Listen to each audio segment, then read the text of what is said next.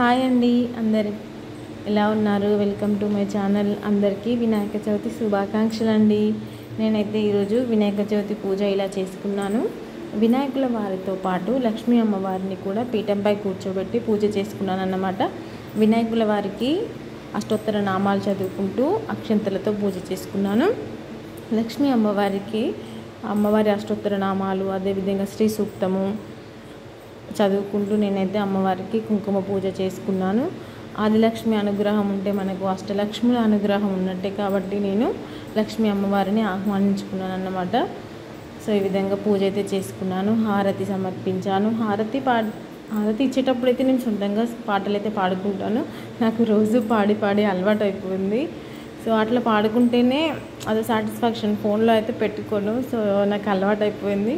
So ఇలా హారతి ఇచ్చేసిన తర్వాత ధూపం సమర్పించాను.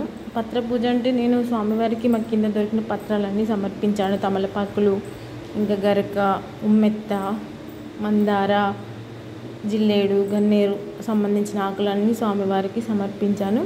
అదేవిధంగా నైవేద్యాలకు వచ్చేసి నేను ఉండ్రాలు, స్వామివారికి ఉండ్రాలు చాలా ఇష్టం అంటారు కదా, నేను 21 ఉండ్రాలు, అదేవిధంగా పులిహోర, అటుకుల పాయసం సమర్పించాను. లక్ష్మీ అమ్మవారికి నేను చీరను పెట్టాను అన్నమాట. తాంబూలం దగ్గర వినాయకుల వారికి దక్షిణ సమర్పించాను. 2 అరటి పండ్లు, అదేవిధంగా దక్షిణ సమర్పించాను. పూజ అయితే ప్రశాంతంగా జరిగింది. పిల్లలు కూడా ప్రశాంతంగా కూర్చున్నారు, ఎక్కడ ఇబ్బంది కాలేదు. సో ఇదండి పూజ. అందరికీ నచ్చినట్టయితే లైక్ చేయండి, కామెంట్ బాక్స్లో కామెంట్ చేయండి. నేనైతే స్వామివారి దగ్గర బుక్స్ కూడా పెట్టాను. మా పిల్లలే, మమ్మీ నా బుక్స్ పెట్టు దేవుని దగ్గర అంటే నేను వాళ్ళ బుక్స్ కూడా పెట్టాను అన్నమాట. ప్రతి ఇయర్ అయితే కంపల్సరీ పెడతాను. నా బుక్స్ కూడా పెట్టుకున్నాను.